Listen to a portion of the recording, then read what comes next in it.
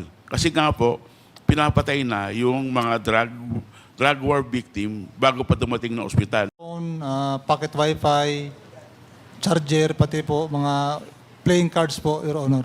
And because of these violations, according to you, they were ordered to be placed in a Bartolina, Celda number 6. Walang ano po, Your Honor, SOP kasi, Your Honor, pagka nakabiolate ng prison rules, pwede na po ilagay kagad doon sa preventive cell. Pero ang nakalagay po doon, Your Honor, yung ship commander po. Tinorder ko sa ship commander. Huwag ka nang umiwas, iyo. Opo. Kasi kahit na papaano, sasabit ka. Huwag ka nang umiwas. Iiwas ka pa eh. Di ba? Do not justify anymore, iho. Kasi nandun pa lang sa pagsasagot mo dito sa katanungan namin and your answers were all under oath, may sabit ka. Sinasabi ko na sa iyo. Now, also, during that time, according to the one in charge of the Bartolinas, there were 6 Bartolinas there. Tama? Iho, yung in charge ng Bartolina. Sinagot mo sa akin noon 6. Yes po, Your Honor. 3 malaki, 3 maliit. Yes po, Your Honor. Oh, tama yung sagot mo. Tapos, what is startling about your statements would be the fact na yung 5 Bartolina, punong-puno, sobra na yung mga tao na nandun.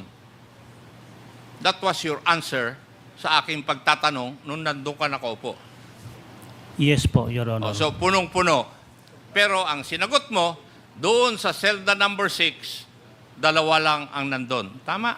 At ang 2 nandun ay si PDL Tata at saka si PDL Andy. Correct? Yes po, Your Honor. Ang tanong ko, bakit punong-puno yung 5 na selda ng Bartolina, bakit hindi nyo dinala doon sa selda number 6 na 2 lang ang nandun? Hindi mo masagot nun. Hindi. Ang sagot mo sa akin nun, if I remember it perfectly, hindi ka naka-duty. It's on record. Your Honor, hindi po ako naka-duty ng August 13 po. Kaya nga, yun ang sagot mo sa akin noon. Ang sagot mo, nung tinanong kita, bakit punong-puno yung 5 selda, doon sa pang-6 na selda, 2 lang andon, dapat transfer mo. Di ba? Kung wala kayong plano, dapat pinuno nyo yun. Pero in-reserve nyo yun para doon sa 2, kay Tata Andy at saka PDL Tata. At doon nyo dadalhin din o dinala yung 3 foreign PDLs kasama nung 2. Pwede po magpaliwanag, Your Honor.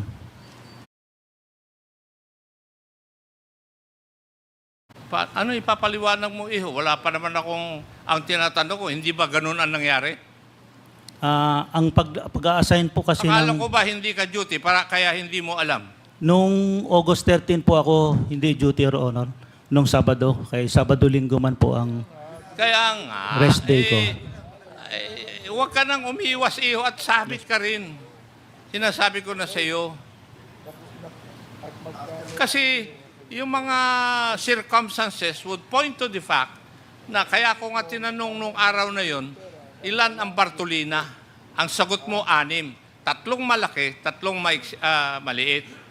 At tinanong ko, ilan ang mga taong nandun? Sinasabi mo nga, sobra, punong-puno. Ang tanong ko sunod, bakit doon sa selda number 6, 2 lang nandun, hindi nyo inilagay yung sobra doon? Kasi may plano kayo. Pwede po magpaliwanag, Your Honor. Hindi naman kita hinihingan ng paliwanag eh. Sorry po. Ang sinasabi ko, kung ano ang sinagot mo sa akin nung tinatanong kita. Di ba? Hindi ba katotohanan o nagsisinungaling ba ako? Hindi po, Your Honor. O, totoo lahat yung sinabi ko. Yes Kasi po. yun ang sagot mo sa akin noon. Yes po, Your Honor. Di ba? So huwag ka nang umiwas. Kasi talagang kasama sa plano na sa selda number 6 ng Bartolina, doon dadalhin yung 2 local PDLs at saka yung 3 foreign PDLs. At doon sila pinatay. Di ba? Ang report ninyo, ano to? Naglaban sila. Yun ang report ninyo. That's why they were charged for homicide. Pero hindi nyo alam, it worked against your favor because according to PDG Director General Lasso, there is always a time for reckoning. I think the reckoning is now. Correct. Mr. Chair, may I move that the NBI should conduct an investigation and get all the pieces of evidence and documents given to this committee so that they can file the necessary charges against those people who should be charged because of this crime, Mr. Chair. So move, Mr. Chair. Second, there is a motion to direct the NBI to conduct a thorough investigation on the death that happened in the Davao Penal Colony, and it was duly seconded. Are there any objections? Hearing none, the motion is carried.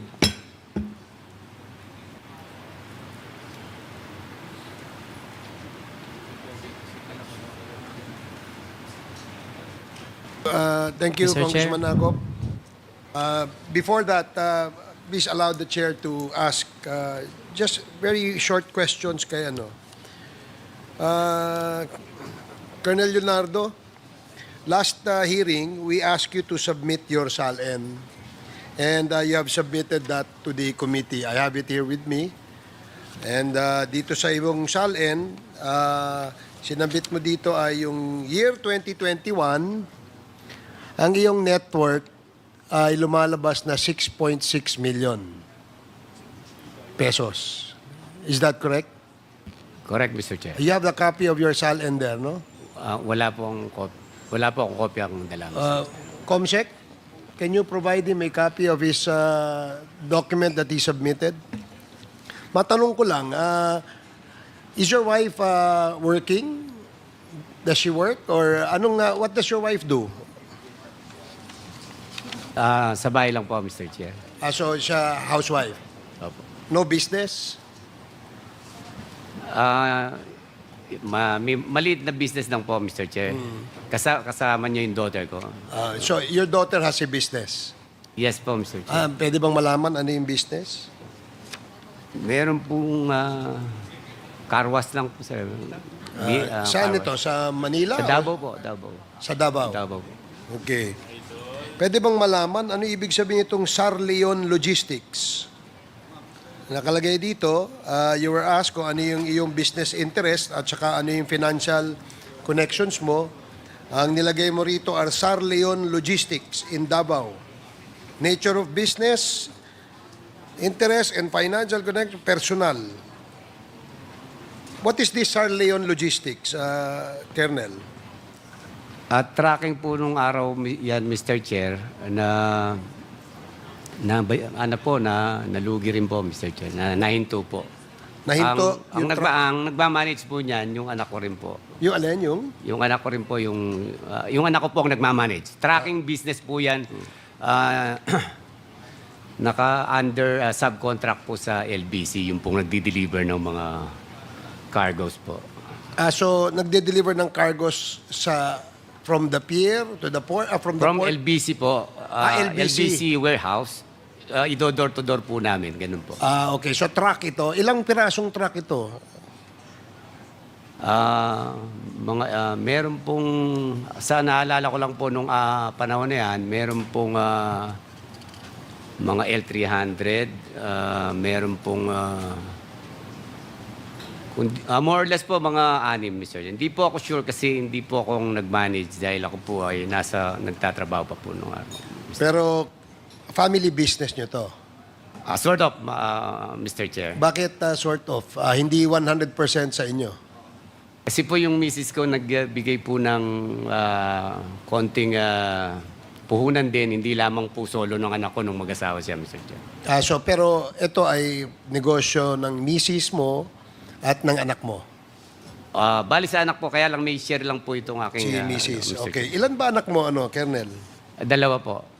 Okay, dito sa yung SALN, yung sinubmit mo on ang date ay 2021, ang iyong net worth ay 6.6 million.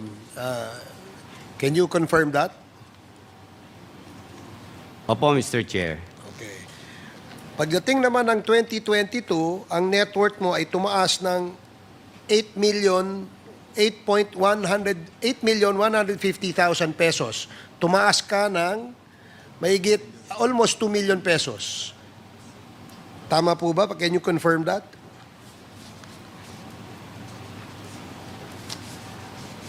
Opo, Mr. Chair. Pwede bang matanong kung ano kaya ang dahilan? Ba't tumaas yung iyong net worth?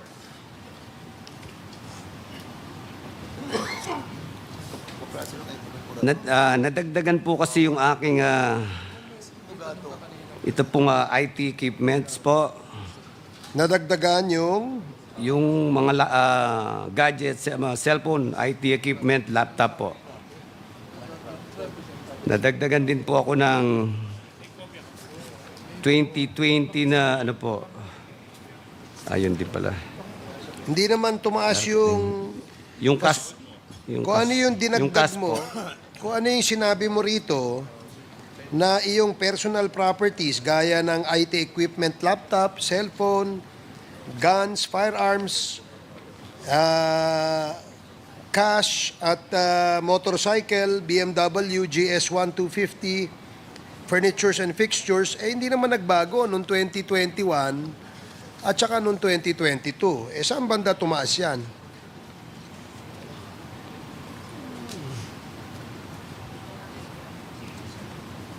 Mr. Chair, Never mind. I'll just give you a... baka namali lang po ng ano, Mr. Chair. Okay, Pero- sige. Baka nga namali. Oo, That is kasi po, meron- 2021 at saka 2022. Pero itong 2023, yung 8.150 million mo ay naging 9.150 million. Hindi naman siguro maring nagkamali ito. Kernel, kasi mula noong 2021, from 6.6 million to 2023, naging 9.150 million. So, meron kang increase. Halos taon-taon, tumataas ang iyong net worth. So, bibigyan kita ng panahon para makasagot ka sa committee ito. Sa susunod na hearing, ihanda mo lang ang iyong tanong kung bakit tumaas ang iyong net worth. Opo, Mr. Chair. Okay, sige. Salamat. Now, since Mr. Chair. Congressman Briefly lang. Congressman Fernandez. Because we have invited Mr. Manuel Mogato from Reuters, no? The last time that we have invited him ay during sa committee ng human rights.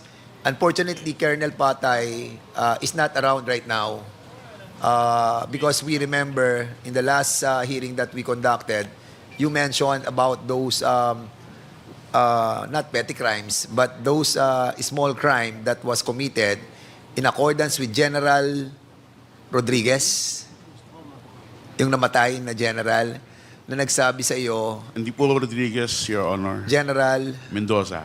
Mendoza, mentioned no, about doon sa mga killings that are being paid 10,000, 20,000, and so forth. Can you kindly reconfirm, Mr. Mogato, yung tema ng iyong report during the time that you have interviewed Colonel Patay? But surely, in the next hearing, Colonel Patay will be going to be here. Sige, go ahead, Mr. Mogato. Your Honors, good evening po. No? Maraming salamat at I was invited again. And for the record, I just want to clarify that I'm not a member of Rise Up. Kasi sa COMSEC, member ako ng Rise Up. So I just want to clarify. Ano po ako, journalist ng dati ng Reuters. So, ang ginawa po ng Reuters, gumawa po siya ng maraming storya, at least 10 special reports from April 2016 up to December 2017. 10 reports po yan, special reports about the drug war ni Pangulong Duterte. And in the final report in December, we said that the PNP has, at that time, si General Bato, ang PNP chief, has personally handpicked several policemen assigned in the Davao area, Davao region, including Colonel Patay at that time, who was from Tagum, and assigned them in Station 6 in Quezon City, sa Batasan. And for several months that they were in Quezon City, naging ground zero po ng EJK o ng drug war killings yung Quezon City. At more than 100 people were killed during those times, no? And na-interview po si Colonel Patay nung kasama ko ni Andrew Marshall when he was already assigned in Pampanga as CIDG, no? Hindi na po siya sa Quezon City. And yung sa aming investigation, no, meron po silang social media accounts, ito mga member ng Davao Boys, ang tawag namin, na nagmamalaki sila na kung ang drug addiction daw o drug problem ng ating bansa a disease, sila daw po ang cure. At may isa pa lang sabi na ano bang special skills nyo, bakit kayo nila sa Quezon City? At sinasabi ng isa na ang special skills daw nila ay kill. No?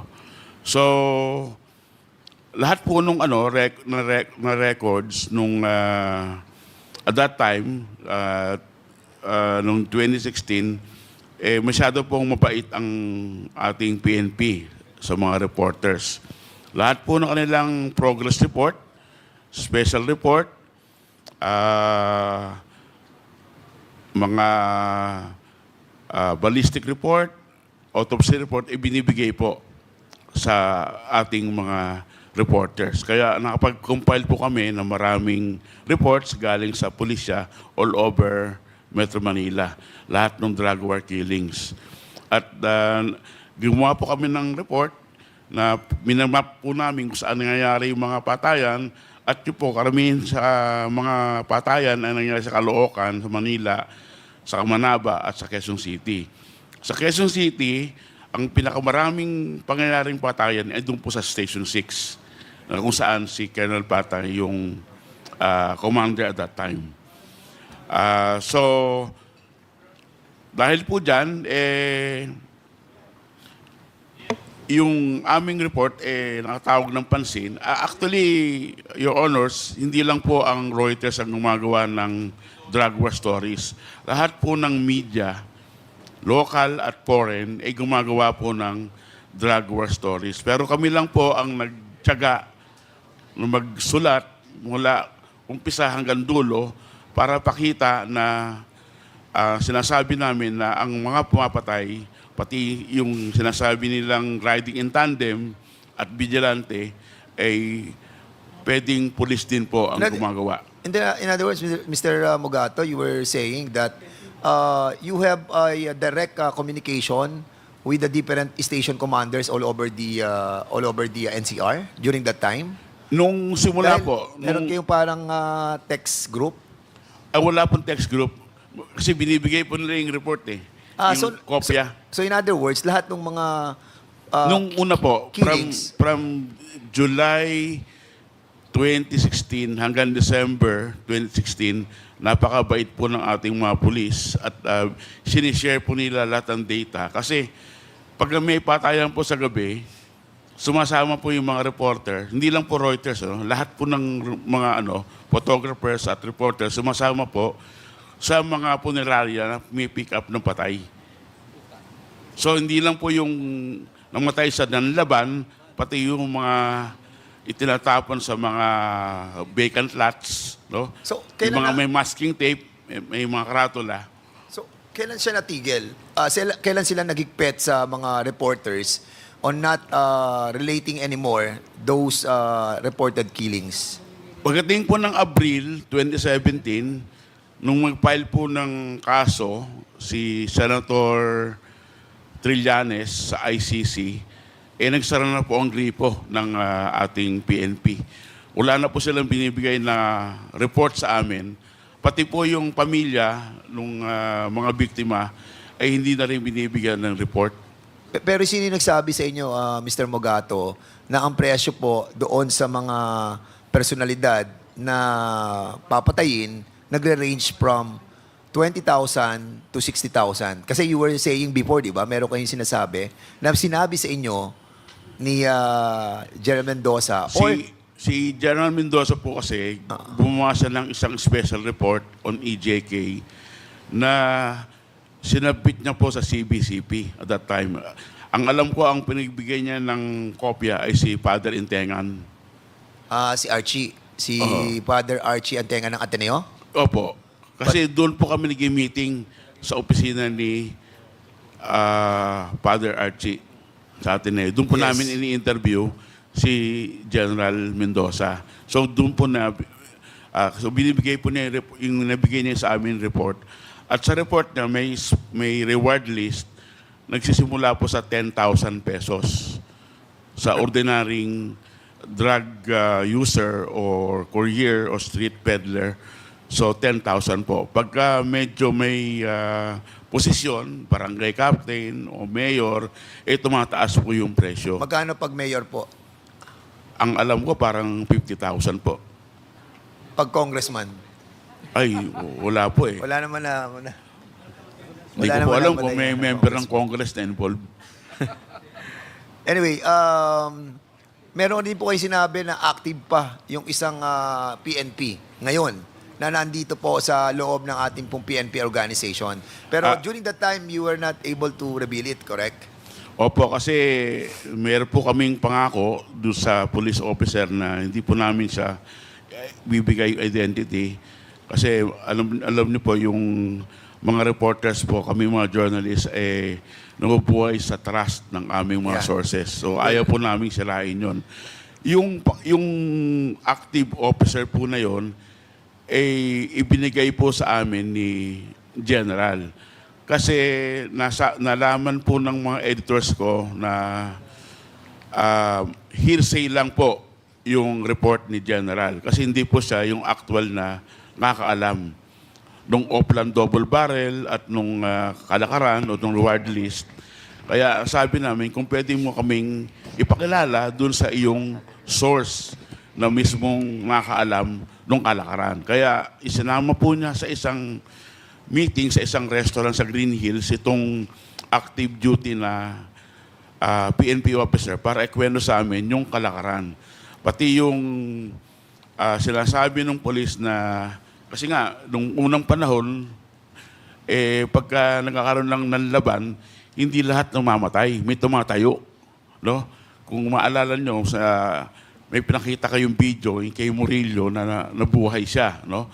So, because of that, nag-meeting uli yung mga PNP ang sinabing, huwag nyo nang buhayin yung mga suspect. So, meron po kaming storya na ginawa yung dead on arrival. Kasi nga po, pinapatay na yung mga drug war victim bago pa dumating na ospital.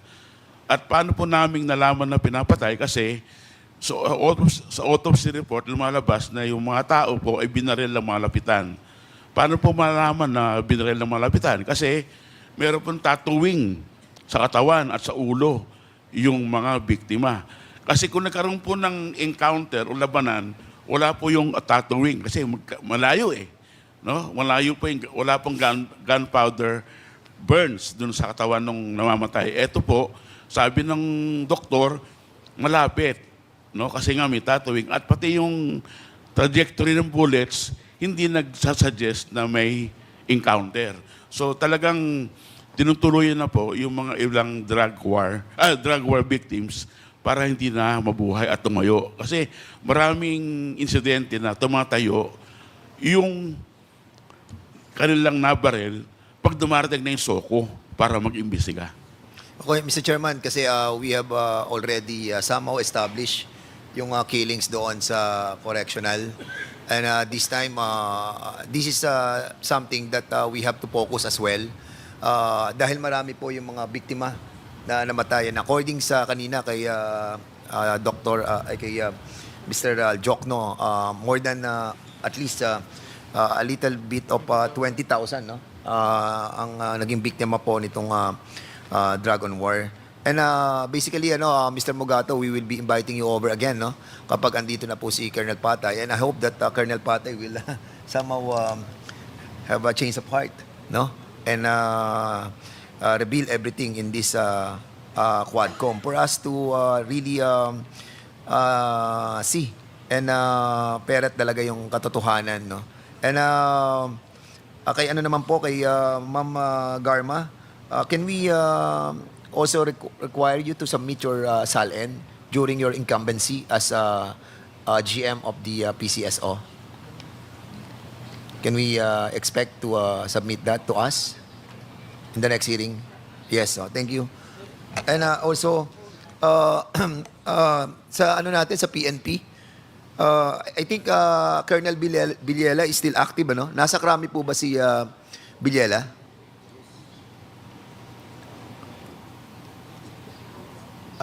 Yes, Your Honor. Karami pa daw. What ano po siya? Directorate? DITCM ba siya? ITMS. ITMS, sir. ITMS. Yes, Okay, sir. so please his presence is required in the next hearing. Yes, Your Honor. Okay. Siguro for now, Mr. Chairman, yun lang po muna.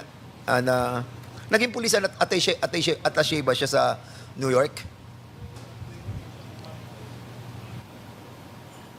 Sa Washington daw, sir. Ha? Washington. Sa Naging Washington? attaché Sa Washington. Naging, how many years siya naging police attaché sa Washington? I don't know the exact, maybe 2 to 3 years, maybe. 3 taon siya. Maybe, sir. Hindi ako So, sure, sir. nag-stay sa Washington. Yes, sir. All right. That's the reason why. Mr. Chair, All right. Thank you so much, Mr. Chairman. Yes, meron lang Congressman po Abante. akong katanungan kay Attorney Conti, kung maaari. Please proceed. Okay. Attorney Conti, we have received the data for the Committee on Human Rights from Police Brigadier General Matthew Bakay, no?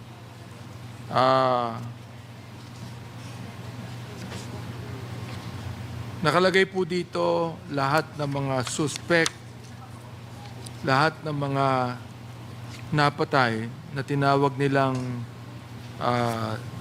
died, no, instead of killed. Dito po ay nakalagay din ang cases ng marami sa kanila. Nagsimula kay Kian de los Santos case, ano? And Kian Lloyd de los Santos, nakalagay po dito, 17 years old, May 26, 2000 yata pinanganak, date of birth, grade 11 student, taga Caloocan City, at nakalagay din dito yung 3 suspect, no? May I know if you are aware of this, if you know about this? I am aware, Your Honor, because of the publicity surrounding the case, and although we are not the handling lawyers, in this case, Your Honor, there already has been a conviction of some police officers. But the conviction is a homicide conviction. Yes, Your Honor, yan po yung problema natin, laging Not napatay. not a murder conviction. Yes, Your Honor, ang problema, napatay, hindi pinatay. Mr. Chair, I would like just to manifest here that all of those suspects, the police suspects, were actually charged with homicide, not murder. Kahit na po ang mga suspect ay hindi po nanlaban at walang baril. Yet, to show that the Philippine National Police is actually doing their job, sila mismo ang nag-file ng charge, pero ang charge po instead of murder, homicide. Alam po naman natin, ang homicide, ilang taon lang yan, Attorney Conti, no? To 8 years? 2 years. 8 po. 8 8. years. And do they give a certain amount of money to the victims, for example? Yes, Your Honor. If the court deems civil damages as due the victims, then Okay. there could be civil damages up to Who are 100,000. the suspects here that are actually your cases?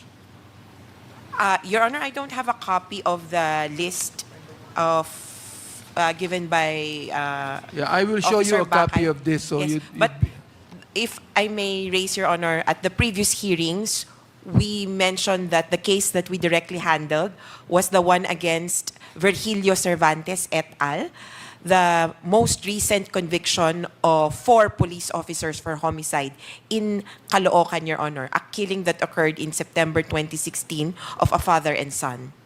Mr. Chair, may I request at the next hearing we have with the EJK that we also invite the loved ones of the victims of supposedly suspects, but they're not actually suspects.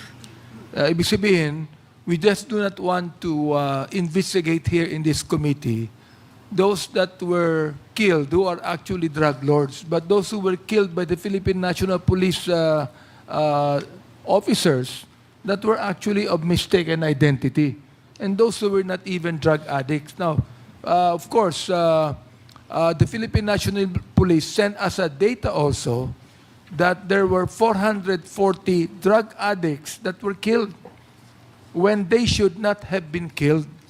They should have been rehabilitated, Mr. Chair. I hope that next hearing you have with the AJK, that we are going to invite the loved ones of the victims, of which Attorney Conti and sino po sila, yung ano pong organization nyo? Rise Up for Life and for Rights. Rise Up for Life will give to us, no? So the people also will be able to know and be able to see that the AJK was not only done among those that are actually drug pushers, but even those that are quite innocent, which according to the former Director General, they were collateral damage. Just imagine, no? A lot of killings were called collateral damage, Mr. Chair, of which this representation does not actually agree. Now, Mr. Chair, I also would like to ask to please make a manifestation here and perhaps a query to Colonel Leonardo. Colonel Leonardo, nakita na tayo. I think you were assigned in Manila, correct? Even in my own district yata. Correct po, Mr. Chair. Yes, okay. Now, Congressman Romy Acop already related the connection between you and SPO for Narsolis. And then, we also established the connection a while ago of Colonel Garma and Art Narsolis. So, ibig sabihin, Colonel Leonardo and Colonel Garma, kayo, kilala kayo investigador sapagkat na-involve kayo sa CIDG. Yung mga connection ninyo, nagkakatagpo doon sa salaysay ng ating ni former Major Portesa, ni Tata, ni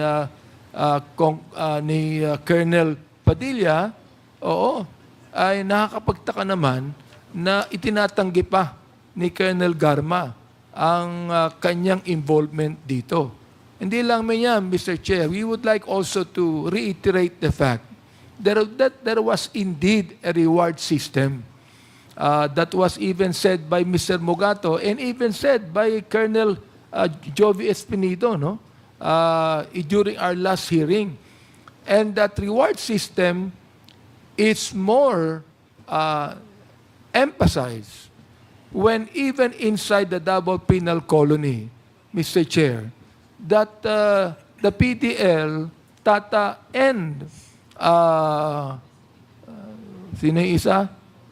Si ano yung pangalan ni, si Andy, Tata and Andy, received 1 million pesos each when they should have received 3 million each for killing those 3 Chinese PDL. Am I right, Tata? Nakatanggap kayo ng tig-1 million? Oo. Opo, Your Honor. And they were saying in their own affidavit that the one who offered them those 1 million from Art Narsoles was actually, according to their affidavit, was given from Colonel Garma, I would think. Di ba? Na find out natin sa mga salaysay ninyo. You see that? Of course, Colonel Garma would deny that, di ba? Oo, pero ito I just would like to establish the connection. The fact is this. Art Narsoles is related to Colonel Garma. Art Narsoles is personally known to Colonel Leonardo. Art Narsoles is the classmate of Tata. Colonel Garma is the classmate of Major La Portesa. There is a real connection here. And so, napakahirap mga paniwalaan ang kasinungalingan na nangyayari dito.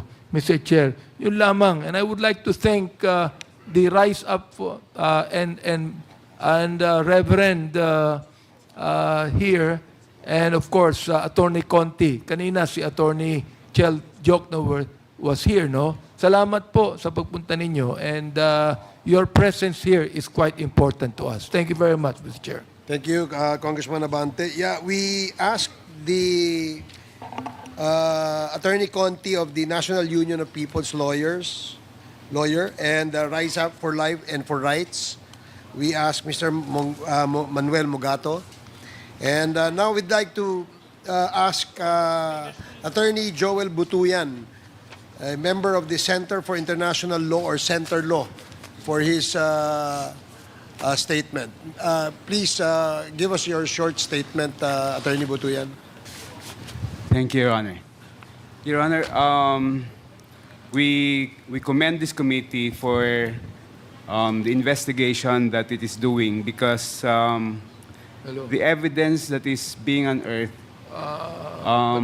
from this investigation is very crucial, it's pivotal, and it's key to the ongoing ICC investigation, Your Honor. I have no doubt, Your Honor, that if the evidence that's being unearthed in this investigation reaches the ICC, it will hasten the issuance of warrants of arrest, Your Honor. That's why I'm asking, Your Honor, if it's possible for even just the resource persons to have access to the minutes of the proceedings, as well as the sworn statements that have been submitted as part of the investigation, Your Honor, if that's possible, Your Honor. Attorney Butuyan, the committee has been asked several times whether the transcript, the TSN, can be used or can be accessed by anyone for the use of ICC.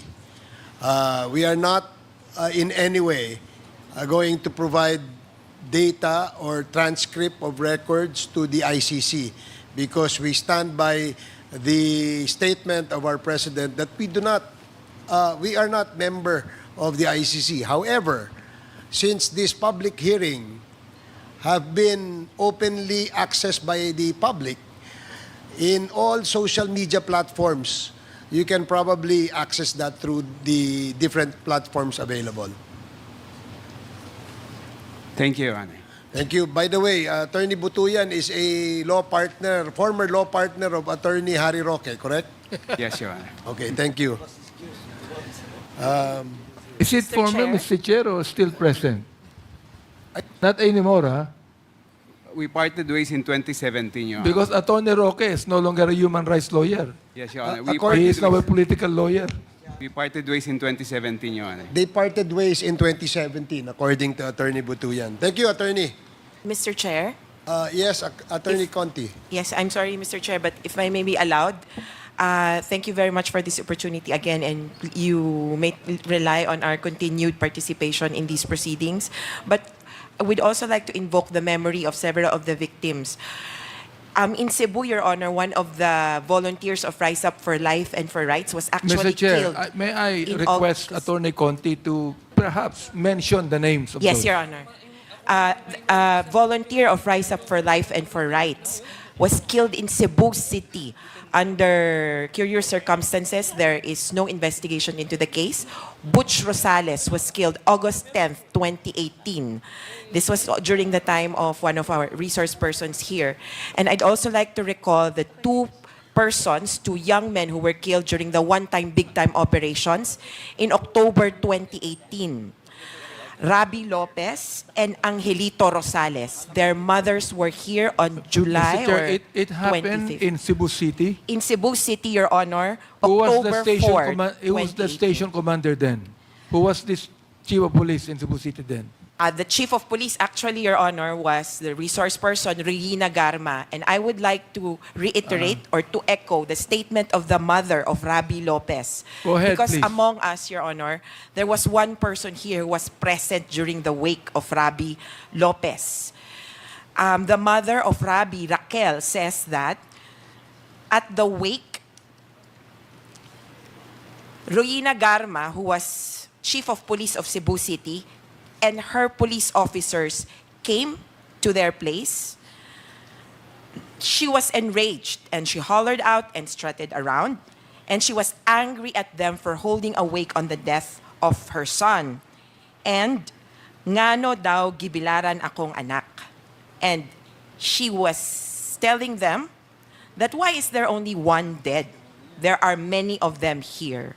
This was in the context Mr. of Chair, who was enraged? Royina Garma, Your Honor, according to Raquel Lopez. The sworn statement of Ms. Lopez has been submitted to the committee, Your Mr. Honor. Chair, Mr. Chair, can we, may I ask Colonel Garma? May I ask, do you remember that incident, Colonel Garma? Again, you will deny it. Mr. Chair, My I cannot goodness, recall that is the already a details. testimony. You're going to deny it? You're impossible. Go ahead.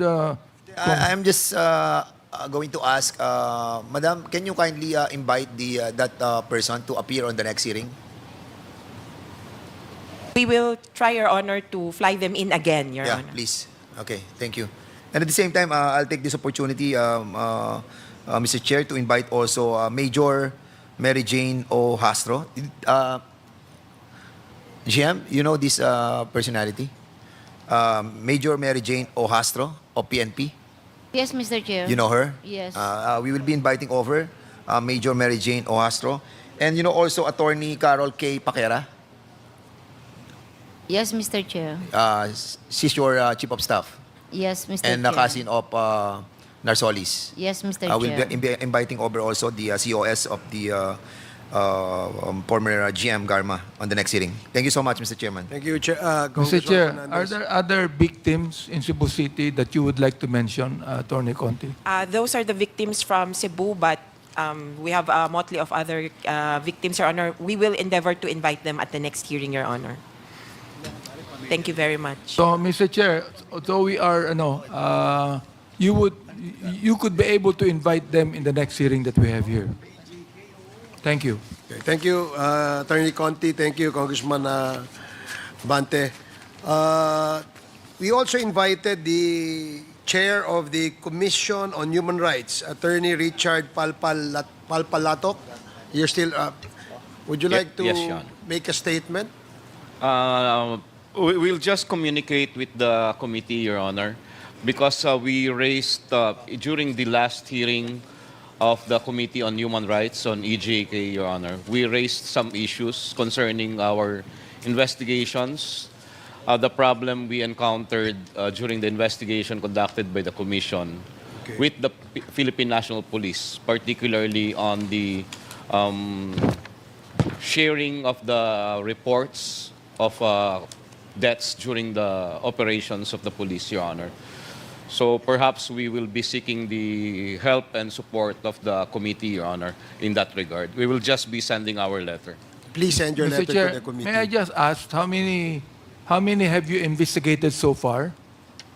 The Commission, Your Honor, have recorded 3,700 deaths.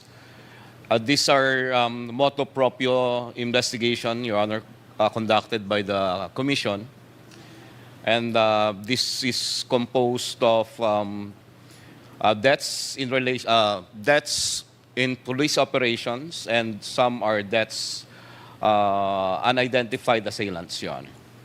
Mr. Chair, can the commission give to us the list of those investigated, including when they were killed, who were the station commanders then, or the chief of police? We will do that, Your Honor. Okay, thank you, Congressman Abante. Are you done, attorney? Yes, Your Honor. Thank you. Maraming salamat. So for the NGOs, may we ask you to submit the supplemental statement to the joint committee in addition to your statements made in the Committee on Human Rights hearing. I'm sure you have a transcript of that. And we'd like to ask also Father Manuel Gatchalian if you have anything to say, Father. Unang-una po, kagustuhan po ng mga nanay na pinangangatawanan po namin, yung mga biktima, na sana po ay panagutin at bayaran ang mga biktima sapagkat from the point of view of the victims, hanggang ngayon 8 taon na nakalilipas, wala naman po silang natatanggap at Pakilapit po, para marinig po namin.